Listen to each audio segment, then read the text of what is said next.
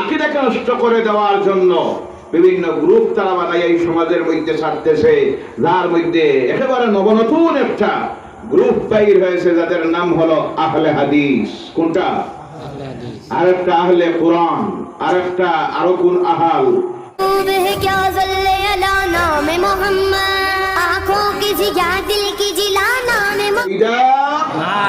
এর নাম হলো ইমান।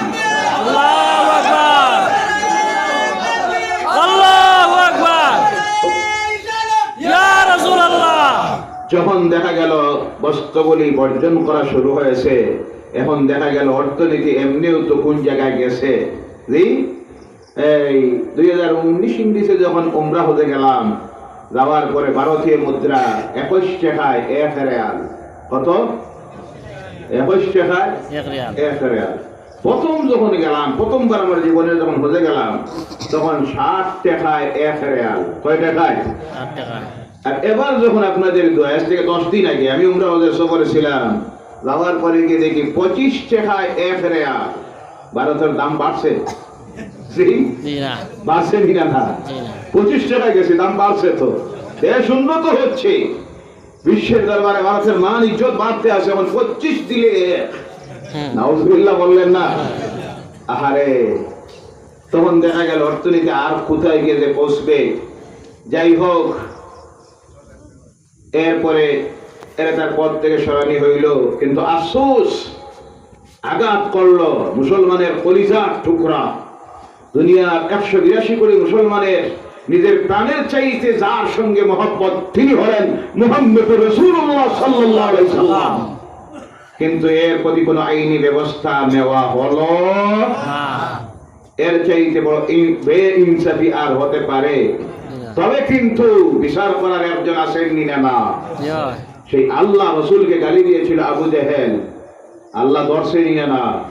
বেশি দিন যায় নাই, বদর। কোন ময়দান? বদর। আল্লাহ রসুল ময়দানে যাওয়ার পরে যতটা আল্লাহ রসুলকে ঘরের চতুর্দিকে ঘেরাও করেছিল হত্যা করার জন্য, যেদিন ঘর থেকে বাইর হয়ে নিজের প্রাণ বাঁচাদের তাগিদে মদিনাতুল পাহাড়ের গুহায় গিয়ে লুকাইয়েছিলেন। ওখান থেকে 3 দিন থাকার পরে মদিনায় গিয়েছিলেন, ছিল 14টা। কতটা? 13টা গিয়েছিল বদরের প্রান্তে। আল্লাহ রসুল ময়দানে যুদ্ধ আরম্ভ হওয়ার আগে সাহাবায়ে কেরামদেরকে জায়গা নির্দিষ্ট করে দেন, আমার সাহাবীরা এই জায়গায় আবু জেহেল মারা যাবে, এই জায়গায় উতবা, এখানে শায়বা, এখানে ঈশা, প্রত্যেকটার নাম বলে বলে দিলেন। যুদ্ধ যখন শেষ হল, আল্লাহ রসুলের সাহাবীরা বলেন, আল্লাহর জাতের কসম, রসুলের দেওয়া নির্ধারিত জায়গা থেকে একটা কাফির মুশরিকের নেতা 1 ইঞ্চি আগে দিয়ে যাওয়া সম্ভব হয় না। সুবহানাল্লাহ। ইনসাফের মালিক একজন আছেনই না? অবশ্যই ধৈর্য রাখতে হবে। ইনসাফ এই দুনিয়ায় না হয়, পরকালে এর বিচার আসেনি না? ভাইরা আমার, বলার উদ্দেশ্য হলো, তারা দেখতেছে যখন এইভাবে ইসলামের জোয়ার এসেছে, তখন আমার রাসূলের বিরুদ্ধে তারা অপবাদ দেওয়া শুরু করলো। এই যে দেখেন, ইসলাম থেকে মানুষকে সরানোর জন্য 2 নম্বরে তারা দেখেছে এই সমাজের মানুষগুলি আল্লাহর নাফরমানিতে যায় না। তার কারণ হলো এদের মধ্যে একটা শ্রেণী আছে, তাদের নবী জমিন থেকে যাওয়ার সময় তার উত্তরাধিকারী জমিনে রেখে গেছেন। তাদের সম্পর্কে আল্লাহ রাসূল বলে গেছেন, আল উলামা ওয়ারাসাতুল আম্বিয়া, আমার ওয়ারিসরা হলেন এই জমিনে আলিমেরা। কারা? আলিমেরা, উলামায়ে কেরামরা।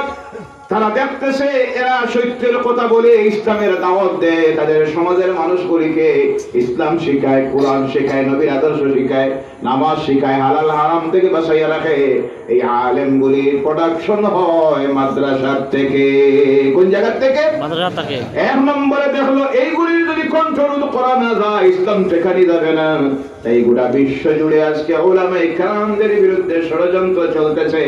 হক্কানি উলামায়ে কেরাম যারা হক কথা বলে, এইভাবে হাজার হাজার লক্ষ লক্ষ উলামায়ে কেরাম, আউলিয়ায়ে কেরামদের জেলের জীবনে দিন কাটতেছে। কথা ঠিক কিনা?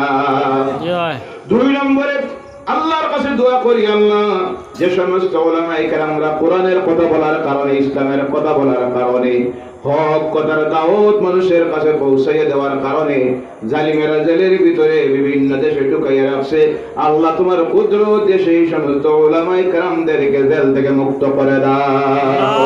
আল্লাহুম্মা আমিন, আল্লাহুম্মা আমিন। তারা দেখতেছে এই যদি প্রোডাকশন বন্ধ করা না যায় তাহলে এই সমাজের মানুষগুলিকে ইসলাম থেকে সরানো যাবে না। এর জন্য 1 নম্বরে তারা হাত দিল সরকারি মাদ্রাসায়। কোনটায়? 2 নম্বরে আজকে অপবাদ দিতেছে ইসলাম থেকে মানুষকে সরানোর জন্য এই যে মাদ্রাসাগুলি, এগুলির মধ্যে সন্ত্রাসীদের শিক্ষা দেওয়া হয়। বলেন নাউজুবিল্লাহ। 1 নম্বরে অপবাদ দিল সরকারি মাদ্রাসা থেকে যারা বাইরে হয় শুধু মোল্লা বাইরে হয়। নাউজুবিল্লাহ বললেন না? নাউজুবিল্লাহ।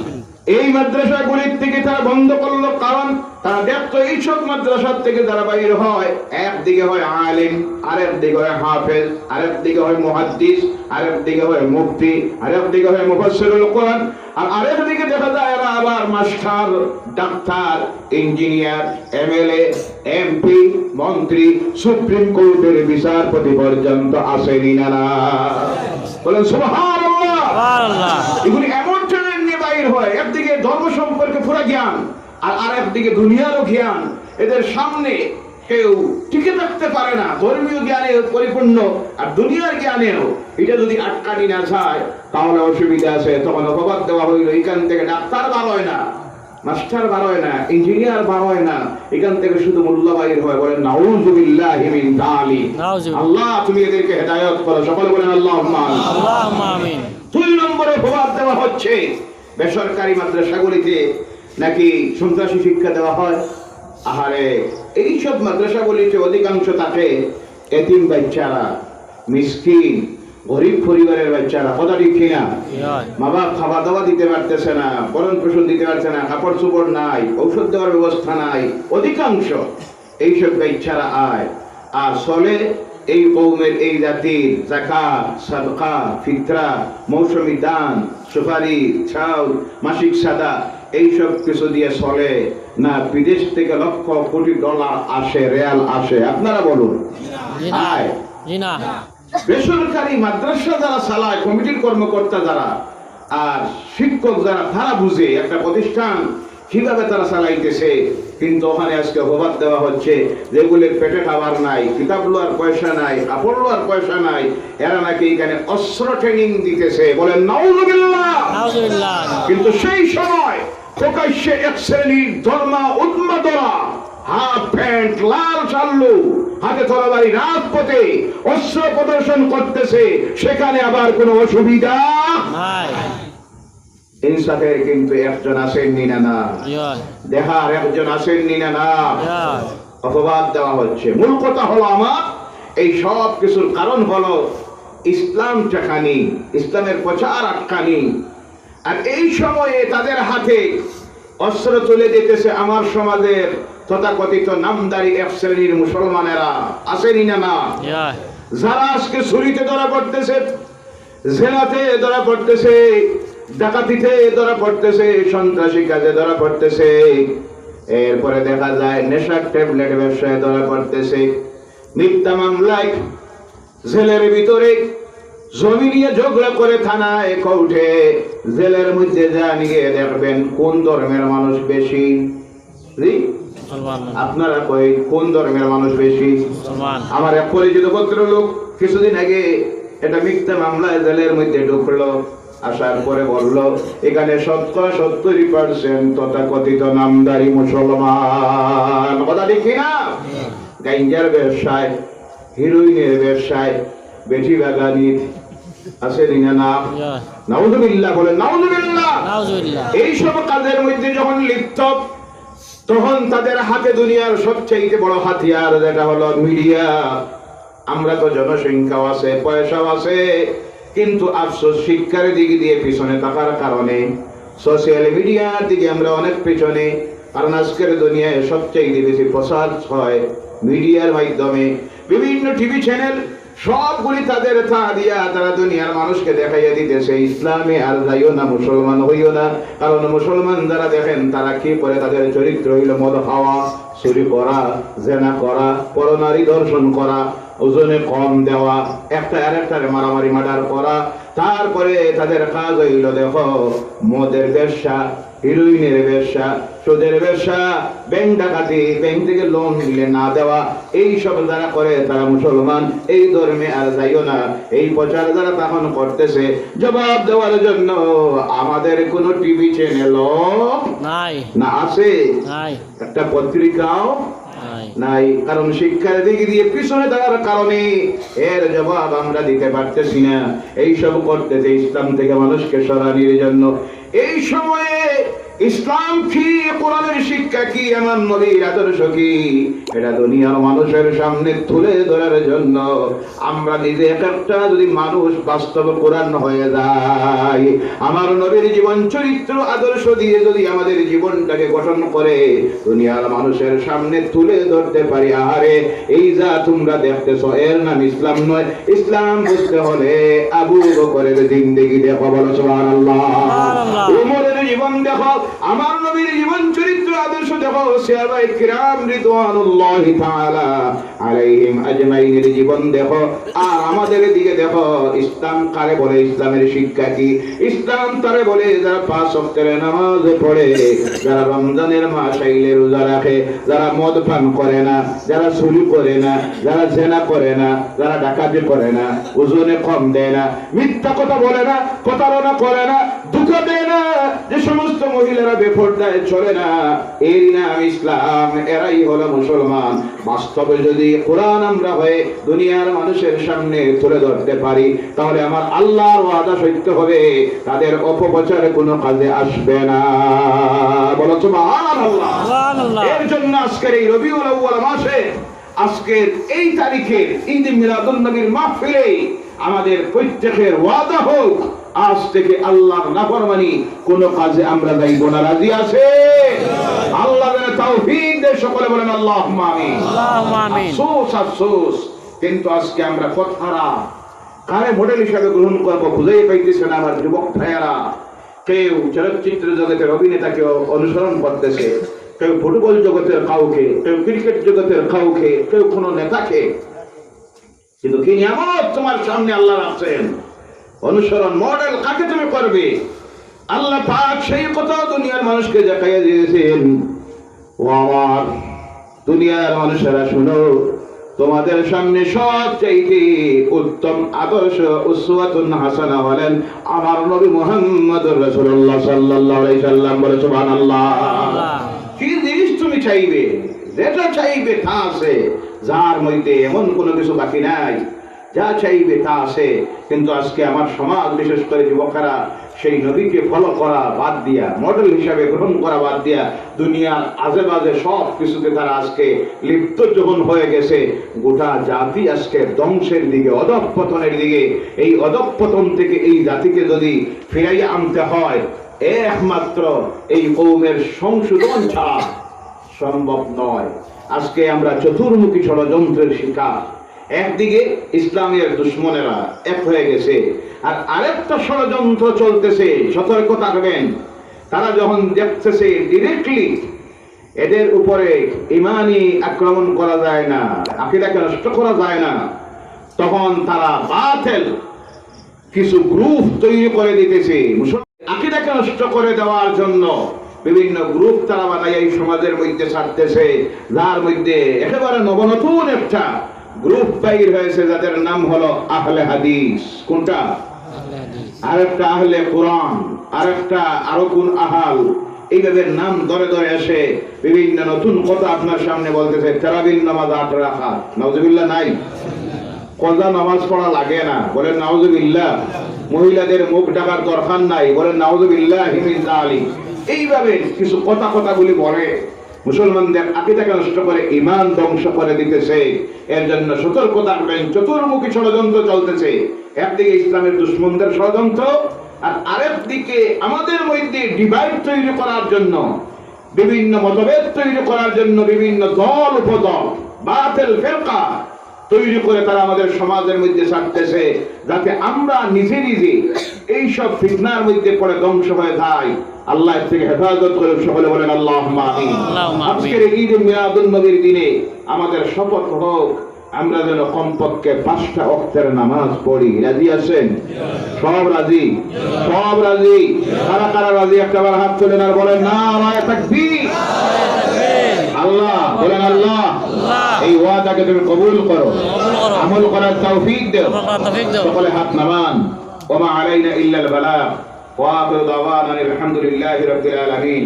মাহফিলের শেষ প্রান্তে এসে আমরা একটাবার মহব্বতে আমার হাবিবের নূরানী রওজা মুবারকের উদ্দেশ্যে সালাত ও সালাম পেশ করি। ইয়া সালামু আলাইকা ইয়া রাসূল, সালামু আলাইকা ইয়া হাবিব, সালামু আলাইকা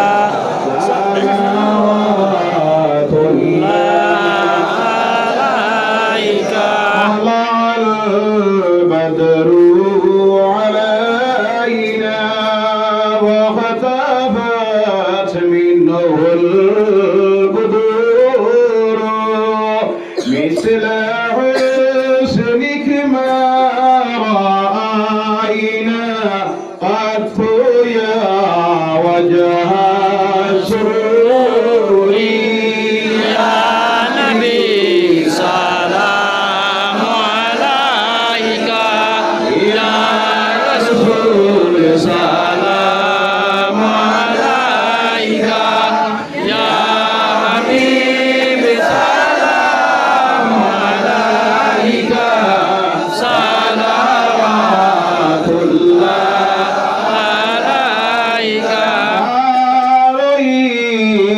ربيع الأول সোমবারের শোভে সাইকে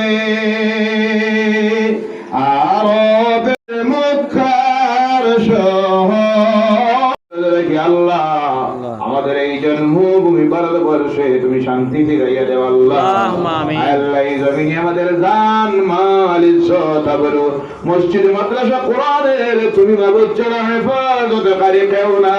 আল্লাহুম্মা আমিন। আল্লাহ তোমার গায়বী শক্তি দিয়া নাও, আল্লাহ। ইসলামের দুশমনদেরকে তোমার গায়বী نبي سلام عليك يا رسول سلام عليك يا حبيب سلام عليك صلوات الله عليك মনের সময়ের গালে কলিমা পড়াইও দিলে নবীজি সামনে ডাকিও আজরাইল ভিসে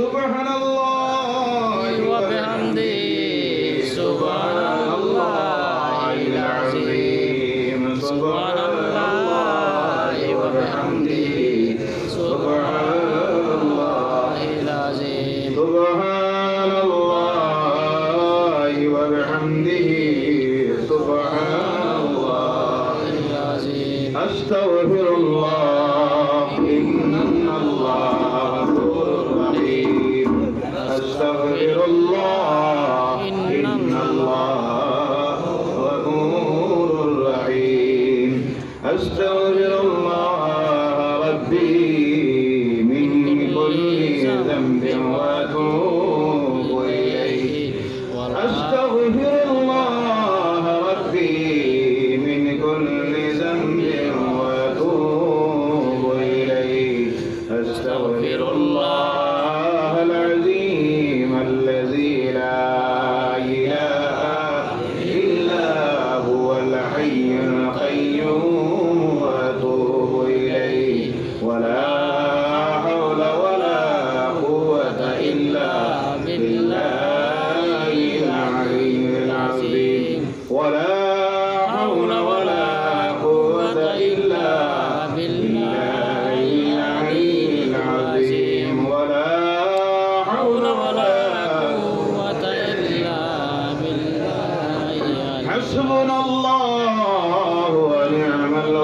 الوكيل نعم المولى ونعم النصير حسبنا الله ونعم الوكيل نعم المولى ونعم النصير لا إله إلا أنت سبحانك إني كنت من الظالمين لا إله إلا أنت سبحانك إني كنت من الظالمين لا إله إلا أنت سبحانك إني كنت من الظالمين فاستجبنا له ونجيناه من الغم وكذلك ننجي المؤمنين لا إله إلا الله محمد رسول الله أشهد أن لا إله إلا الله وحده لا شريك له وأشهد أن محمدا عبده ورسوله صلى الله عليه وسلم اللهم آمين اللهم آمين ربنا ظلمنا أنفسنا وإن لم تغفر لنا وترحمنا لنكونن من الخاسرين اللهم آمين ربنا آتنا في الدنيا حسنة وفي الآخرة حسنة وقنا عذاب النار وادخلنا الجنة مع الأبرار برحمتك يا عزيز يا غفار يا رب العالمين اللهم اعتق رقابنا ورقاب آبائنا وأمهاتنا وإخواننا وأزواجنا وأولادنا من النار اللهم يا ذا الجود والكرم والفضل والمن والعطاء والإحسان اللهم احسن عاقبتنا في الأمور كلها اللهم وأجرنا من خزي الدنيا وعذاب الآخرة اللهم آمين ربنا ولا تحملنا ما لا طاقة لنا به واعف عنا واغفر لنا وارحمنا واعف عنا واغفر لنا وارحمنا أنت مولانا فانصرنا على القوم الكافرين اللهم آمين فانصرنا على القوم المشركين اللهم فانصرنا على القوم الظالمين اللهم آمين أي الله يا رحم الراحمين يا رحم الراحمين يا رحم الراحمين আল্লাহ আমরা গুনাহগার আমরা শিয়াকার আমরা বদকার কিন্তু আল্লাহ আবু জেহেলের মতো তোমার নাফরমান নয় আবু লহবের মতো তোমার নাফরমান নয় আল্লাহ তোমার হাবিবের প্রতি আমাদের দিলের মধ্যে কোনো দুশ্মনীয় নাই গুনাহ করতে পারি কিন্তু তোমার হাবিবের জন্মের এই মাস রবিউল আউয়াল মাসের ঈদ মিলাদুন নবীর মাহফিলে আমরা গুনাহগাররা এসে হাজির হয়েছি আল্লাহ اللهم آمين আল্লাহ তোমার হাবিবের জন্মের খুশিতে আবু জেহেল যখন শাহাদত আঙ্গুল দিয়ে তারা দাম দিয়ে আজাদ করে দিল মাবুদ الله ওই আবু লহব যদিও জাহান্নামে মধ্যে গিয়েছে সোমবারের দিন তার ওই আঙ্গুলে জান্নাতের কিছু পানি দেওয়া হয় اللهم আয় আল্লাহ যে সমস্ত গুনাহগাররা ওই রবিউল আউয়ালের মাসে তোমার হাবিবের জন্মের খুশিতে ঈদ মিলাদুন নবীর মাহফিল আয়োজন করলো الله শোনার জন্য যারা আসলেন বলার জন্য আমরা যারা এসেছি আল্লাহ আয়োজকদের আয়োজন শোনা শুনলো আমরা যারা বললাম সব তুমি কবুল করে না اللهم آمين তোমার বান্দারা তোমার হাবিবের জন্মের খুশিতে আল্লাহ টাকা পয়সা যা দিল সাহায্য করলো সিন্নি সকাল যা হলো আল্লাহ সব তুমি কবুল করে নাও اللهم সব যখন সর্বপ্রথম মদিনার হাবিবের নূরানি রওজা মুবারকে পৌঁছাইয়া দেও আল্লাহ اللهم آمين জান্নাতুল বাকি থেকে শুরু করে জান্নাতুল মুআল্লাফ শুহাদায়ে উহুদ, শুহাদায়ে বদরিন, হাজার হাজার সাহাবায়ে কেরাম, শুহাদায়ে কেরাম, আউলিয়ায়ে কেরাম, আল্লাহ। কুল উম্মতে মুহাম্মাদের মুমিন, মুমিনাত, মুসলিমিন, মুসলিমাত, আল্লাহ। যারা অন্ধকার কবরের গাড়ায় চলে গেছেন, আল্লাহ। আজকের এই ঈদে মিলাদুন নবীর মাহফিলের কুল সওয়াবটুকুন তাদের কবরে পৌঁছাইয়া দেও আল্লাহ। আল্লাহুম্মা আমিন। এর ওসিলায় তাদের জীবনের গুনাহগুলো তুমি মাফ করে দাও। আল্লাহ।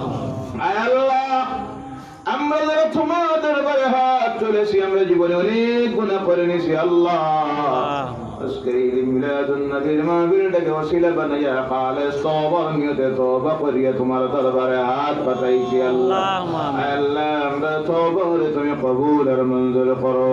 আল্লাহুম্মা আমিন। আয় আল্লাহ, এই মাহফিলটাকে ওসিলা বানাইয়া আমরা আমল নামার জিন্দেগির গুনাহগুলি মাফ করে দাও। আল্লাহুম্মা আমিন। আমাদের আমল নামার গুনাহগুলি নেকিতে বদলাইয়া দেও আল্লাহ। আল্লাহ। আয় আল্লাহ, বারবার তোমার দরবারে আমি করতেছি মাবুদ, আল্লাহ। আপনার তিন বান্দির ভিতরে ঢোকানি আগে আমাদের তওবা কবুল করে না।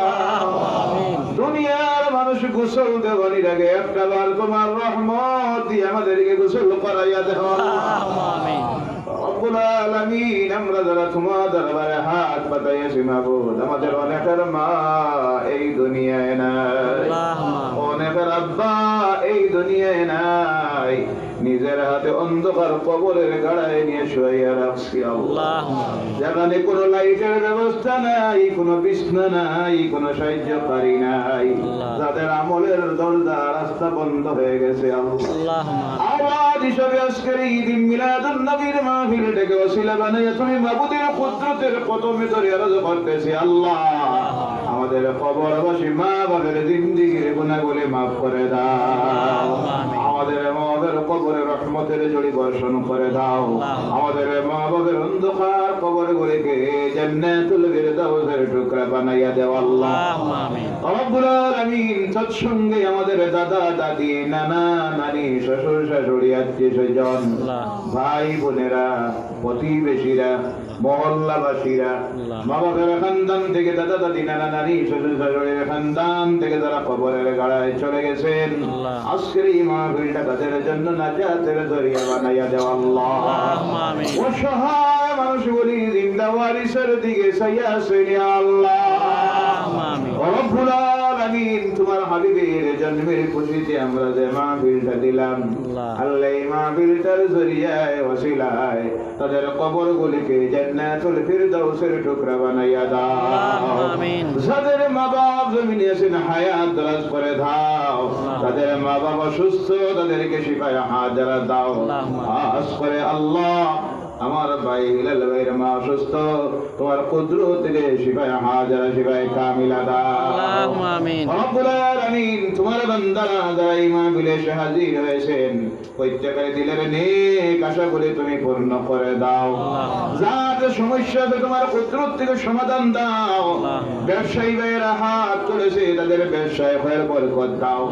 চাকরিজীবীদের কর্মস্থলটা আমানের নিরাপদের জায়গা বানাইয়া দাও। আল্লাহুম্মা আমিন। বেকার যারা ঘুরতেছে, চাকরি নাই, ব্যবসা নাই, মাবুদ তুমি তো রিজেকের মালিক, তোমার কুদরত থেকে হালাল রুজি রিজেকের ব্যবস্থা করে দাও। আমিন। স্কুল, কলেজ, মাদ্রাসা, ইউনিভার্সিটিতে যারা পড়তেছে তাদেরকে সুশিক্ষায় শিক্ষিত বানাও, উচ্চ শিক্ষিত বানাও, সমাজে প্রতিষ্ঠিত করে রাখি আল্লাহ। বেকারত্বের জিন্দেগি দিয়ে জমিনে ফিরাইও না। আয় আল্লাহ, যারা ঋণগ্রস্ত হয়ে গেছে ঋণ থেকে মুক্ত করে দাও। ঋণের বোঝা মাথায় তুলে জমিন থেকে বিদায় দেওয়াইও না আল্লাহ। মাবুদ, বারবার তোমার দরবারে আরজ করতেছি আল্লাহ, আমাদের গুনার কারণে, আমাদের সুখের সামনে আমাদের বিবি বাচ্চাদের মুখটা দিয়া না। আল্লাহুম্মা আমিন। রব্বুল আলামিন, ফিতনাপূর্ণ জমিন, প্রতিদিন প্রতি মুহূর্তে ফিতনা আর ফিতনা।